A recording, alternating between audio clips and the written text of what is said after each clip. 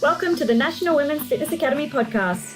We're here to talk about women's health, female hormones, body image, and all things health and fitness.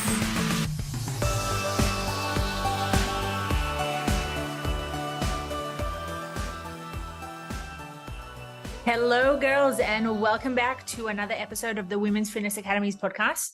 I'm your host, one of your favorite hosts, Siggy. I'm one of the WFA's educators and a women's health and confidence coach.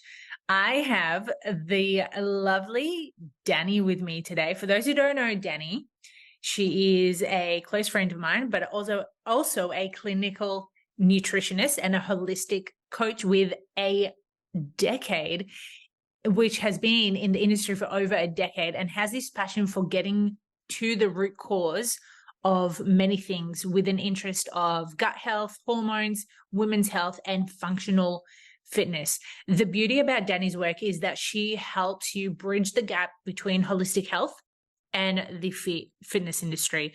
And her passion lies within nutrition therapies, also including holistic, Western, and healing the body with food. She is a huge believer in life transformation from the beginning to start from the inside out and becoming the best version of you. Dani, what does the best version of you mean? Firstly, what an intro. Thank you. So you said that so well.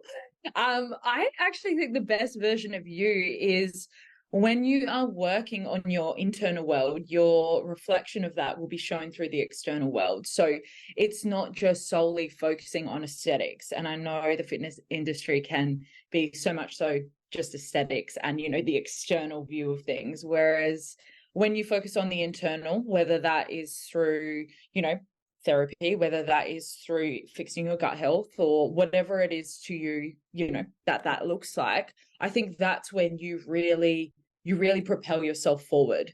You really get somewhere that you haven't been before. So I guess that's kind of the way I would frame it. Since you've started talking about the fitness industry, let's fucking dive in straight into that because you and I see this on a first basis with clients, with coaches, with people that we know in the industry where there's this massive facade of people who are into their health and fitness. However, they're not so healthy. Correct. Yes, absolutely. And I guess I don't know whether to jump into, the meal plan aspect already. Jump in. But I think it's so important to, if you've got clients or, you're working with a coach, I think it's important to know what that coach's values are and that they're aligned with yours. And, when we're looking at changing or transforming, should I say, a healthy mind is just as important as a healthy body. Mm-hmm. And I think if you neglect the mind, the body doesn't heal. I actually don't think that you get 100% of quote unquote healing. Healing is ever evolving, but you won't get that higher level of healing unless you address mind, body, and soul. So, I guess that's kind of the aspect that we need to begin looking for when we're finding coaches and finding people to work with. Let's start with more of the external side of things and move more into the internal. So externally, people too often focus more on the physical side of things, which is probably just like one glimpse of it. They're also focusing on what they need to eat. And you mentioned about the meal prep side of things. I'd love your input around that.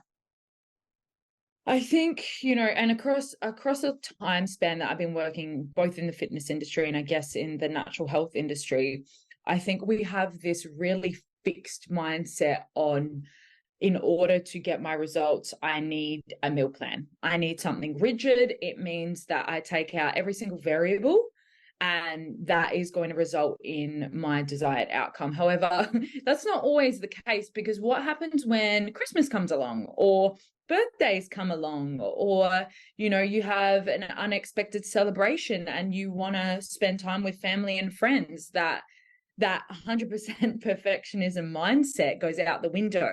And this is where I know you agree with this. You see clients going on this cyclic roller coaster of starting a new diet plan lasts 2-3 weeks, bang, falling off. And, you know, it's almost like reinforcing that I can't achieve anything mindset because I keep fucking up, you know. So, you know, this is where I don't necessarily think meal plans are the be all and end all. They can help you and they can give you ideas, but I don't necessarily think they are long term at all. Amen.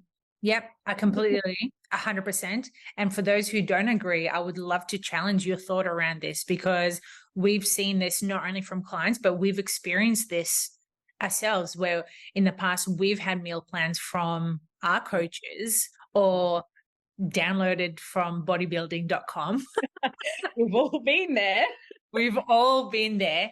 And yet we still had those circumstances of going to birthdays, having that social anxiety, not having that cake because you're on a certain plan and you have to follow the protocol. And if you don't, you're a bad client. You know, it's that constant perpetuating thoughts around food. And those are one of the reasons why people have such a poor relationship with food, why they're constantly yo-yo dieting.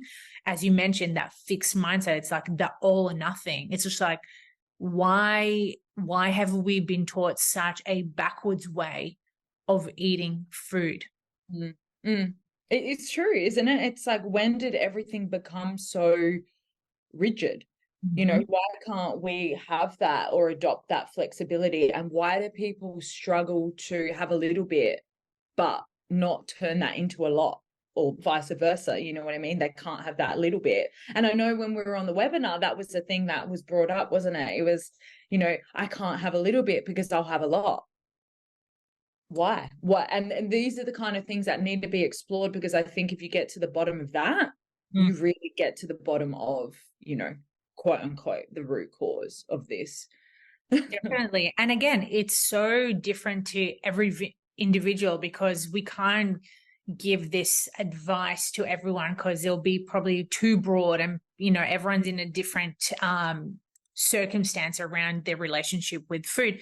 But people also need to understand, if you're someone who's constantly eating clean Monday to Friday, and then Friday night comes and you have drinks with your mates, or you have dinner with your partner, and you're wanting to, like, you know, splurge a little bit, but you're feeling anxious about going out, or thinking that you're lacking the discipline because you're wanting to have a piece of cake, which is not on your meal plan, but then have this fear in your head that you're going to gain weight just because of just having one meal.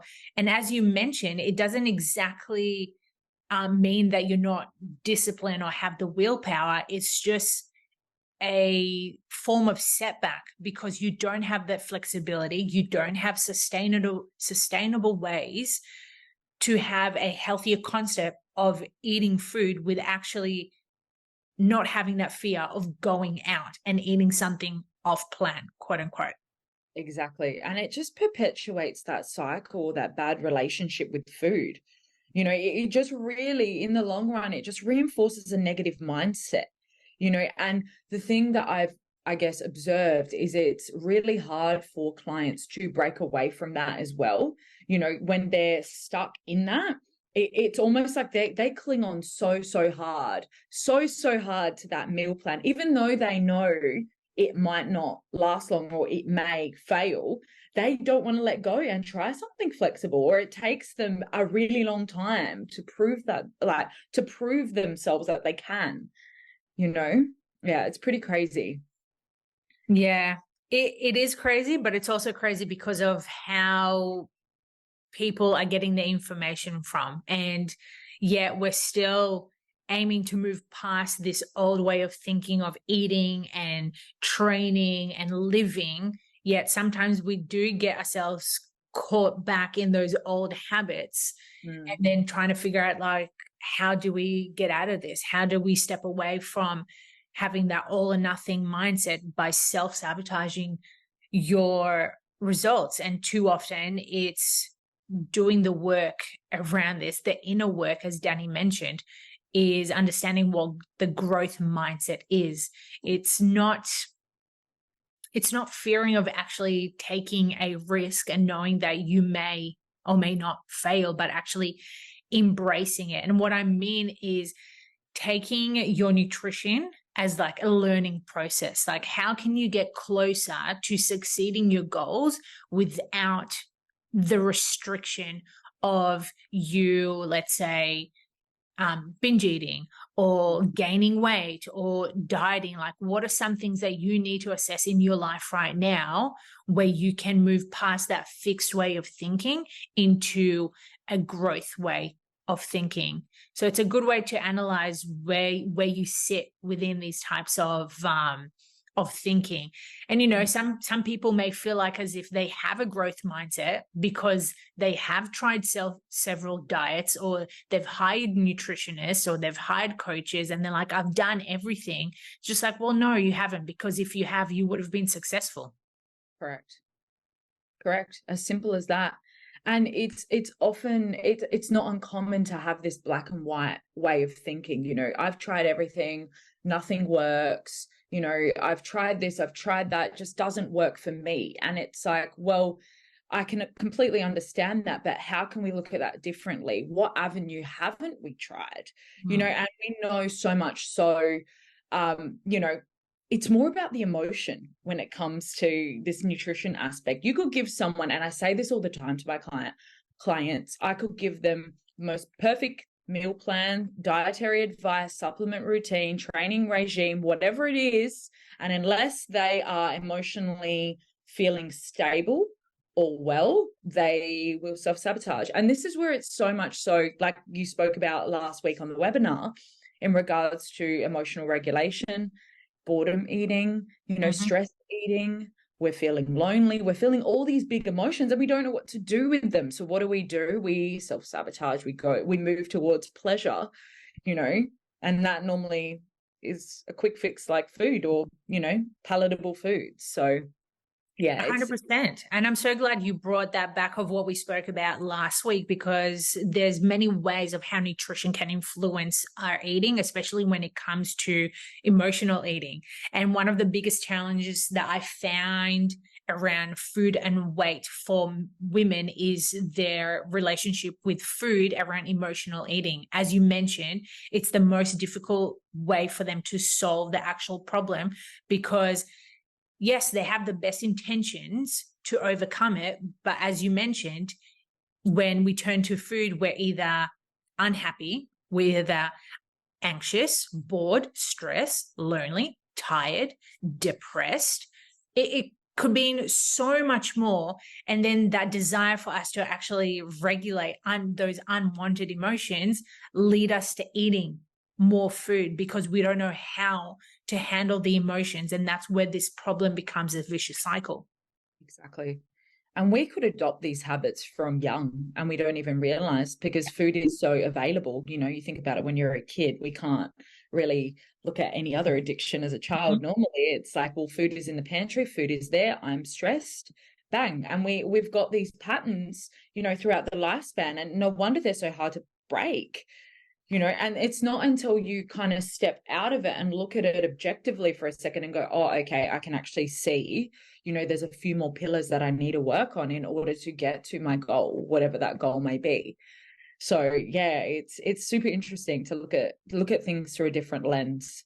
Yeah. And, you know, speaking of looking at it a different lens, too often, we spoke about this last time, where emotional eating can feel like a problem, but in actual fact, it is a solution, because it's a perfect way for us to come up with a strategy to help ourselves understand why we're feeling emotional discomfort, because eating instantly can make us feel better. So we know this for a fact. People, well, as humans, we're wanting to avoid the pain and gain the pleasure. And what we're doing is avoiding the pain by experiencing the hard emotions, but then seeking pleasure through the food. So then we're literally solving the issue, but we're going about it the wrong way. And as you mentioned earlier regarding the dieting side of things, like that is one of the main factors for why women do go through emotional eating, because it's that fixed mindset, it's that restriction. And yes, there's a time and place to diet, it just depends on like what your reasons are for wanting to go on a diet. Are you overweight and it's for health purposes and, increase your cardiovascular side of things? Yeah, awesome, cool, go for it, hun. Fucking love that for you. But if it's coming from a place of I'm not worthy because I've gained 5 kilos, or I'm feeling chubby, or I'm feeling fat, it's just like, what does that mean? Like, why are you feeling chubby? Where did the feeling fat come from? Did it come from your own mind? Did it come from society? Did it come from the magazines? There's so many meanings to it. And we know dieting essentially teaches people how not to eat. It does, doesn't it? And you hit the nail on the head with the whole, how are we feeling? And it's so much so around self-worth as well, whether we feel worthy of achieving our goal. And if we don't truly feel worthy, do we self-sabotage? You know what I mean? Like, if we don't feel like we can, because so many clients that I speak to, they're like, oh, I hope I can achieve this. Like, I don't know, like, can I? I'm like, they're really unsure of themselves. And I'm like, of course you can. Like, they almost don't feel like they're capable of sticking to a routine of, nourishing their bodies or moving their bodies. And I think it's because we've made everything so rigid and difficult. We almost make it like there's too many things to jump over, instead of really making it simple. It's crazy. Yeah. And it literally just shows you why people are so stuck in this fixed mindset of dieting, because they think, or they're wanting the way out, but because they're so comfortable in this cycle of self-sabotage. And this isn't a really like sadistic way. Like, too often people won't realize their self-sabotage patterns until they're actually being exposed by this in coaching. And this is how I put my clients through, making them realize what the pattern they are perpetuating in life, whether it's socially, holistically, whatever it is, till they realize what is that point of self-sabotage, like why they're doing this. And as you mentioned, is it because of the lack of self-worth? If it is, why? Why do you feel unworthy? Is it because your boyfriend called you names? Or is it because Sarah from high school was bullying you? All these different things. Too often we don't think about it, but it's past experiences where now we're trying to bring them up to the surface. It feels uncomfortable to speak about your emotions because A, you've probably never been told how to express your emotions, and B, now there's like flooded with all of it. You just don't know what to do next.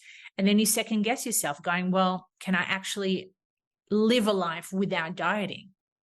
Absolutely. And I think if we're taught to sit with uncomfortable emotions and we can find ways of having an outlet, whether that's through, working with coaches like you or therapists or whatever it is, so we can learn to regulate, we may not move towards that pleasurable source, and we can kind of break that mindset of, I'm stressed, I just need this, or I'm stressed, I'm going to move to chocolate or ice cream. The food can be in the house, but you've got other ways to regulate now. It's no longer that habit of I need this to regulate. And I remember you talking about, you could have the ice cream in your freezer and now it's just in the freezer. It could stay there. You don't need it. And that was huge. Yeah, it's a massive shift. Like, it literally baffles my mind every time I go to the shops and buy myself a liter of ice cream. I'm going, wow, like I don't binge on this anymore. So for those who don't know, I used to have quite severe eating disorders and binge eating issues. And there was a point where I used to self-sabotage my diet so bad. I would go on a diet Monday to Friday, and then Friday would come because I restricted myself so bad. I would go down to the shops, buy myself a liter of ice cream, and I would literally hone that ice cream in like 1 hour, made myself so fucking sick that I wouldn't want it again till the following Friday. And this was going on for like 3-4 years. Till one day I was just like, what is going on here? Like, no one taught me this. It was just something that I was doing myself. I thought, oh, cool, Monday to Friday, clean eating, and then the weekend you do your cheat meal or cheat days. Again, fixed mindset of looking at food right now. But now when I go to the shops and I buy an ice cream, like even last night I went and did my grocery shop for the rest of the week and I bought the ice cream and I was just like, wow, this is so fascinating that I can actually buy myself a liter of ice cream and not have the worry in the back of my mind going, I'm going to demolish you tonight, but it's going to be in my freezer for the next 2 fucking weeks. Yeah. Yeah. And that's when you know you've broken the habit. And that's when you know you've sat with the uncomfortable and, you've done the work. And, for anyone listening, you can get there. You can get there. It's just that we need to move towards pain instead of pleasure. And the more you move towards pain, do that hard workout, sit with that difficult emotion, do the hard thing, then you will likely move less to pleasure, in those difficult moments. But again, it takes time and it takes effort. Yeah. And that's what a lot of people do not want to hear. They want to hear it's going to be easy. You can do this. And I love the fact how you've literally just mentioned to avoid the pleasure and seek the pain.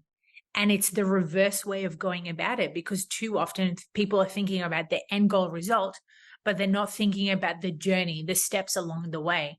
You may slip up one day, but 2 days after, you're going to climb up the hill and notice how far you've come. And again, we know this with weight loss. It's not a linear progression. It goes up and down constantly, but yet we get way too emotionally invested in our head about wanting to lose weight or not getting a certain result. And that's what, pulls us back to the old habits. And this is a great way for everyone to understand that we can easily turn to emotional eating to help relieve the stress of us trying to lose weight.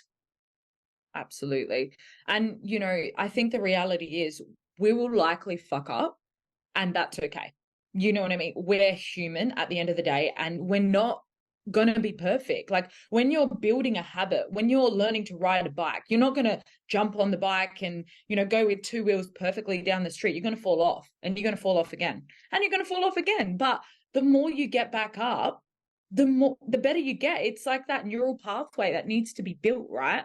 And the better you get at it, the easier it is, the less you move towards pleasure. In fact, the pain actually might become pleasurable. So yeah, I think we need to see things. Yeah, to be honest, it kind of does. And for some reason, I don't know why, but I have dating in my head for this analogy because too often people are so fucking awkward when they meet new people. And then the first few days or weeks of like getting to know someone, it's just like this awkward dance. Like, do I say this? Do I message that? Do I kiss him?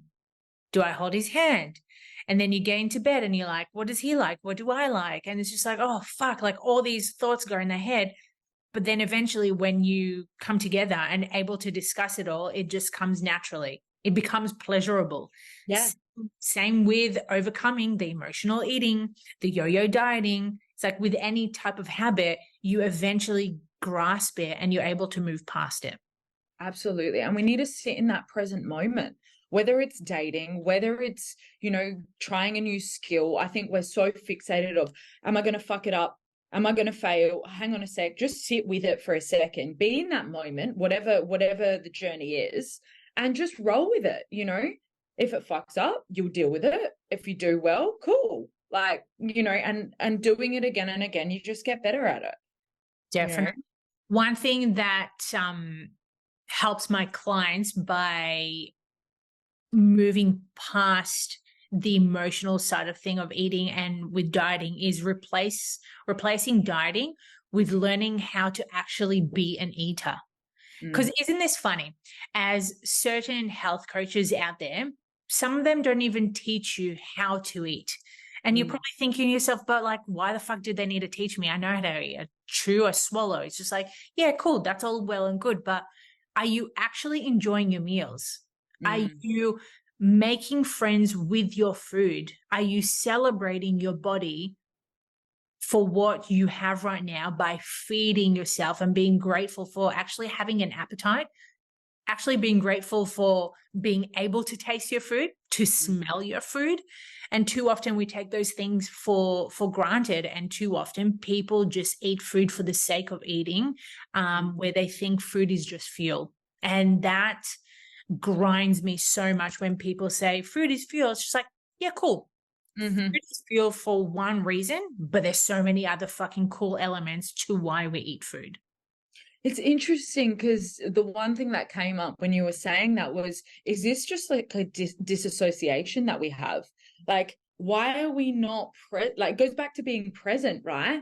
Are we not enjoying the pleasure of that food, chewing the food, because we don't feel like, is this food going to make us gain weight? Is it like we've got all these other emotions coming up? So it's easier for us to disassociate, scroll, watch TV, whatever it is, while we're eating that meal, instead of sitting, engaging in conversation, chewing our food properly, maybe eating outside, like doing all these things. And this is why when I've got clients and I'm trying to work out like how big their stress level is, I often ask them, when you're on holiday, how's your digestion? Is your digestion better when, say you're in Europe and you're sitting at a cafe and you're engaging in conversation, and, and they're like, oh, when I'm on holiday, I don't have issues. I'm happy days. As soon as I come home, I'm stuffed.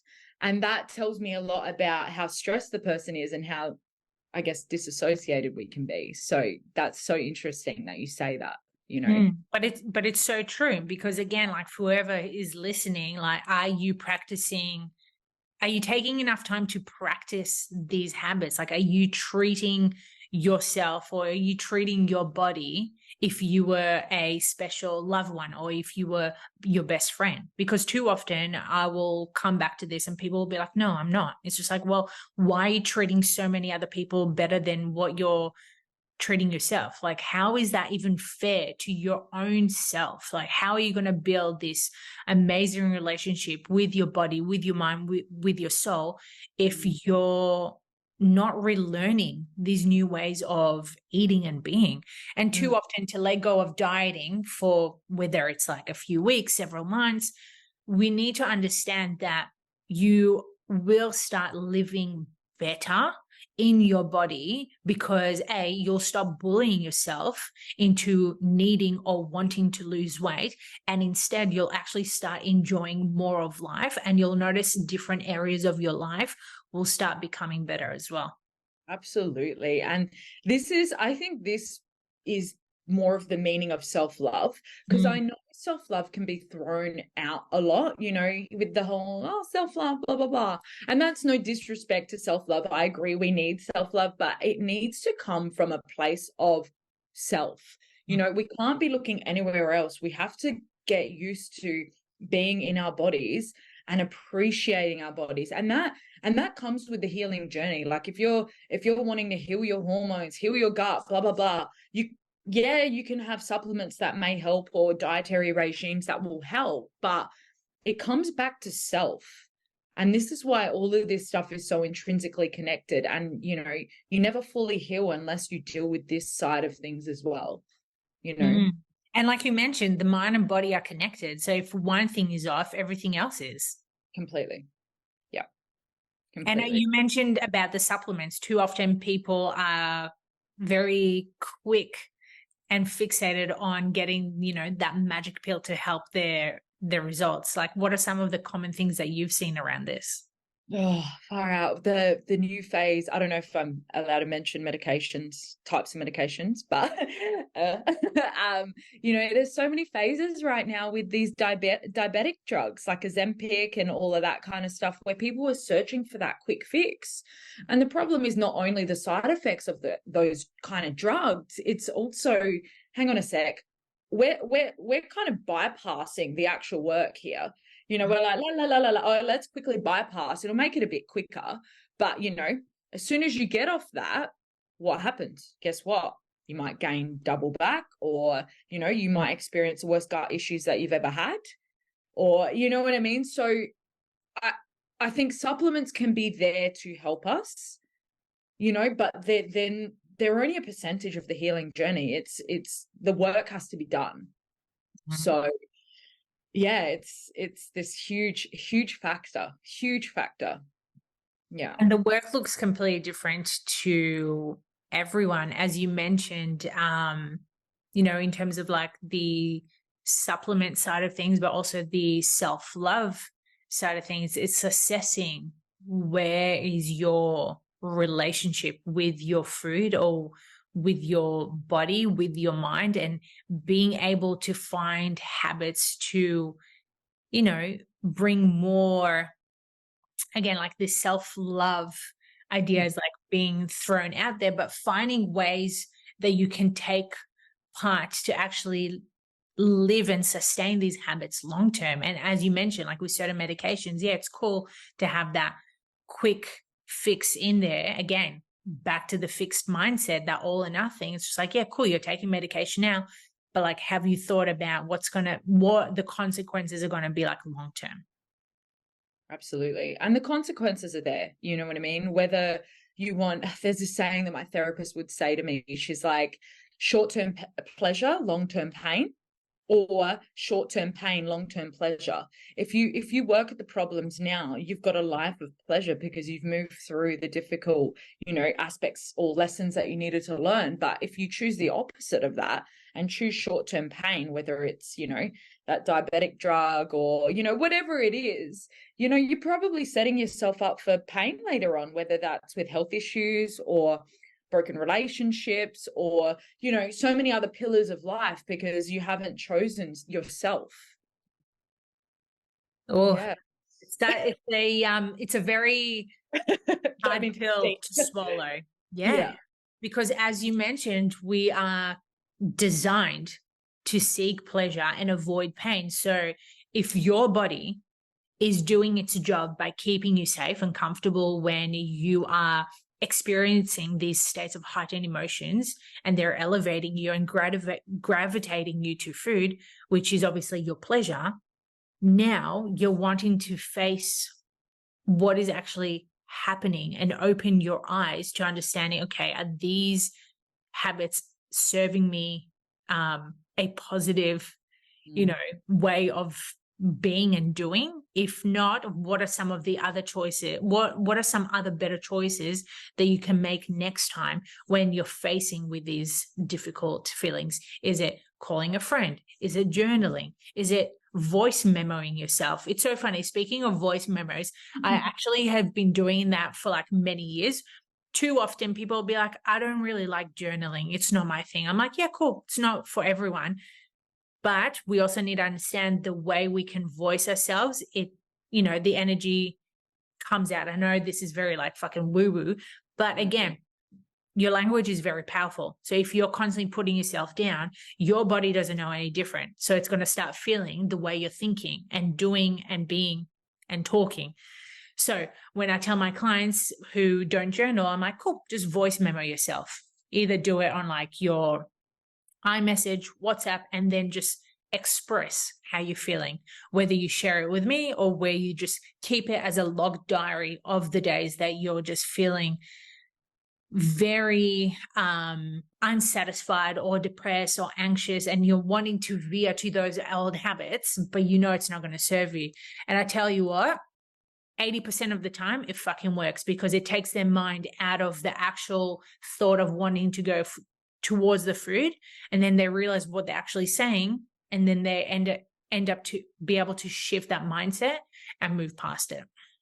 Absolutely. And sometimes we need to say things out loud, to really recognize how we feel. And, if we're repressing emotions, it's going to make us feel depressed, and those repressed emotions are what causes, so many of these health issues. So you're so right. Whether you write it, whether you say it, it needs to come out, and have that safe space or that time to really self-reflect, and the more you self-reflect, the better relationship you build with yourself as well, and you're able to establish, boundaries with others and boundaries even with yourself. But it's not, I think we're so afraid to sit in silence and be and really like think. And I'm shocked how many clients like, can you sit in a room alone with no stimulation? And a lot of them say no. A lot of them say, I need the TV on, I need a scroll, I need something there, you know. And yeah, this ties in so much so with everything else. It's so, to be honest, like I'm not surprised because stimulation is around us 24/7 these days, you know, through the phones, through the TV, through the computer, whatever. There's always something going on, like walking down the street, cars and like traffic. There's chaos all the time. So it's no wonder why people are so uncomfortable about sitting in silence. And too often when I have clients who come to me and cannot sit in silence, that's probably one of my main tasks for them, is just to find a moment during the day where there's just purely silence. And some of them like actually get really uncomfortable, and first the fixed mindset comes up and they're like, oh no, I can't do this. I cannot sit in silence. I'm like, 30 seconds. Can you do 30 seconds for me? It will just be at home, doesn't necessarily have to be outdoors. Can you do 30 seconds? And people are like, yeah, 30 seconds is nothing. I'm like, cool. I come back the next week and I'm like, cool. So how'd you go with your time of silence? They're like, I actually did 3 minutes. I'm like, oh, cool. And how was that? And they're like, yeah, it actually wasn't even that bad. So again, when you're explaining to people that the silence is actually okay, like making it your friend, even though there's certain thoughts that come up in your mind and you're unsure why, it gives you a really cool way of putting into perspective what your thoughts are gravitating you to. Is it gravitating you to think about food? Is it gravitating you to think about, I don't know, your boyfriend, your family, work, whatever? It's just a really fucking cool way to be able to sit in that stillness and again, cultivate more of a stronger mindset. Yeah, and not judging those thoughts too, because I think it's really like we could be our biggest self-critics, you know, using that time to actually just, you know, even if you're writing out the thoughts or just sitting with it, don't judge it. Let the mind, let the body flow, let whatever comes up. Don't judge yourself. Because when we're judging ourselves, we're still repressing it. We're still like, no, I'm not allowed to feel that. No, you are. Feel it, sit with it, you know? And that's when we move forwards. 100%. It's willing to hear what's coming up for you and then trying in a way for that to let you teach you what's actually going on. As you mentioned, it's listening to what's coming up, but not actually deflecting it or feeling guilty of what's showing up. Absolutely. Yeah. And I think if we're more willing to do this aspect, I think it completely interlocks with everything else. Completely. It'll bring you further on your healing journey with everything else that seems more tangible, you know? 100%. Yeah, definitely. And something to like finish off with is Dani and I want you to understand that sometimes emotional eating is asking you to learn new ways to regulate your emotions instead or other than turning to food. And maybe food has only been like your safe zone right now by regulating your emotions. From listening to the podcast today, maybe you've just realized maybe I need to start voice memoing myself. Maybe I need to sit in silence a little bit more. Maybe I need to seek guidance just to be able to take a closer look at what you're doing and how you're eating as well. Absolutely. Yeah. And the more you get to know yourself, the further along on the journey you'll get. 100%. Yeah, definitely. Dani, what a fucking amazing conversation.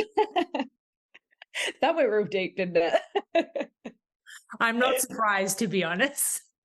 Don't be shocked. That was deep. That was good. Yeah. Give me depth or nothing. Absolutely. I don't do surface level shit. I'm sorry. Oh, that gives me the fucking ick. Surface level conversations. Yeah. I can't. It just doesn't sit right with me. Yeah, doesn't sit with me at all. Before we head off, where can our listeners find you? How can they work with you? if you guys are on Instagram at Dani Bulian Fitness or at House of Holistic Health. Amazing. Well, girls, we'd love to hear more about how these strategies have helped you today. So please make sure that you reach out to us, DM us, and let us know what you loved and what you didn't like. Like any feedback is feedback. We'd definitely love to hear from you all. And then till next time, please make sure that you screenshot, tag us, tag me, tag Dani, and then let's seek more an understanding of why you're emotional eating and how to try and steer away from it. Thank you so much. Thank you so much for having me.